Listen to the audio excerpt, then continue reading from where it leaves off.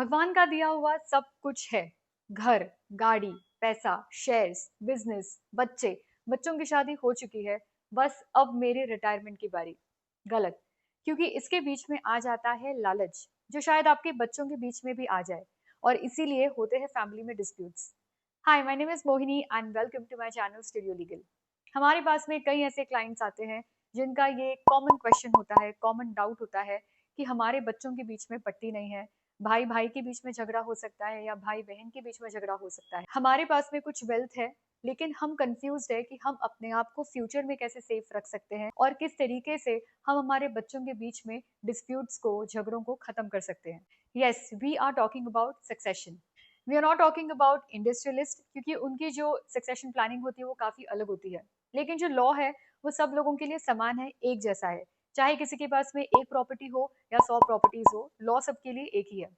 यहाँ पे हम बात कर रहे हैं दो ऐसे डॉक्यूमेंट्स की जो ये प्रॉब्लम को सॉल्व कर सकता है, और इसके बीच में जो डिफरेंस है वो हम मेनली बताएंगे। First one is gift deed और दूसरा है विल। गिफ्ट डीड और विल के बीच में कई ऐसे कंफ्यूजन क्रिएट हो जाते हैं क्लाइंट्स के मन में, और इसी कंफ्यूजन को सॉल्व करने के लिए इस वीडियो में आगे बढ़ते हैं। हमने गिफ्ट डीड को, इस डॉक्यूमेंट को दो पार्ट्स में डिवाइड किया है।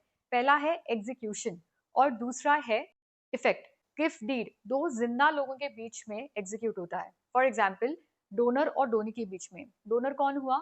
ओनर प्रॉपर्टीज का। हमारे एग्जाम्पल में पेरेंट्स है। यहाँ पे जो फादर है वो ओनर है कुछ 4 प्रॉपर्टीज के, और उनके 2 बच्चे हैं, सन 1 और सन 2। अब गिफ्ट डीड के अंदर उन्होंने एक प्रॉपर्टी के लिए एक गिफ्ट डीड एग्जीक्यूट किया, और इसमें स्पेशली लिखा कि जो प्रॉपर्टी नंबर 1 है वो सन 1 को गिफ्ट कर दिया है। वैसे ही इंडिविजुअली सारे प्रॉपर्टीज के लिए उन्होंने गिफ्ट डीड को एग्जीक्यूट किया।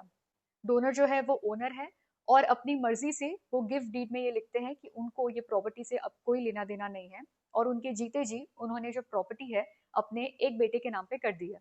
और हंसी खुशी जो सन 1 है वो उस प्रॉपर्टी को एक्सेप्ट कर लेता है, उस गिफ्ट को एक्सेप्ट कर लेता है एज अ डोनी। अब बारी आती है इफेक्ट की। यहाँ पे इफेक्ट क्या हुआ? जो ओनरशिप है वो ट्रांसफर हो चुकी है सन 1 के नाम पे। ओनरशिप राइट्स है किसके? फादर के, उस प्रॉपर्टी में। अब वो पूरे ट्रांसफर हो चुके हैं सन 1 के नाम पे। तो अब से उस प्रॉपर्टी में कोई भी लेना देना नहीं है डोनर का, यानी ओनर का। तो इसे कहा जाता है गिफ्ट डीड। अब बात करते हैं विल की। विल के अंदर ऐसा नहीं होता है। विल के अंदर एक पार्टी होती है जिसे कहते हैं टेस्टेटर।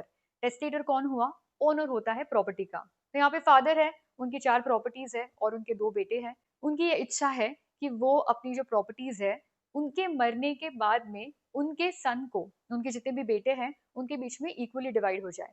तो यहाँ पे वो अपनी मर्जी से, अपनी ही लैंग्वेज में, बिना किसी के दबाव से एक विल, जो डॉक्यूमेंट है, वसीयत है, उसे एग्जीक्यूट करते हैं। तो ये तो हुआ एग्जीक्यूशन। अब ये विल को आप नोटरी भी करा सकते हो, और इस विल को आप रजिस्टर भी करा सकते हो। ये डिपेंड करता है केस टू केस बेसिस के अंदर। अब यहाँ पे जो विल है उसका हो चुका है एग्जीक्यूशन। अब बारी आती है इफेक्ट की। इसका इफेक्ट क्या होगा? तो यहाँ पे जो ओनरशिप है उस प्रॉपर्टीज को लेके वो अभी भी टेस्टेटर के नाम पे ही रहेगी। टेस्टेटर यानी जो ओनर है, यानी जो फादर है, उनकी जब डेथ हो जाएगी उसके बाद में वो जो ओनरशिप है वो ट्रांसफर होगी दोनों बेटों के नाम पे। तो यहाँ पे इमीडिएट इफेक्ट क्या है कि एक बार विल तो बन गया है, वो एग्जीक्यूशन हो गया है, लेकिन उसका जो इफेक्ट है यानी जो ट्रांसफर ऑफ ओनरशिप है वो तभी होगा जब ओनर की डेथ हो जाती है। तो गिफ्ट डीड और विल में यही फर्क है। गिफ्ट डीड बनता है डोनर और डोनी के बीच में, जो ट्रांसफर ऑफ ओनरशिप है वो इमीडिएटली हो जाता है जैसे ही डॉक्यूमेंट एग्जीक्यूट हो जाता है, लेकिन विल में ऐसा नहीं होता है।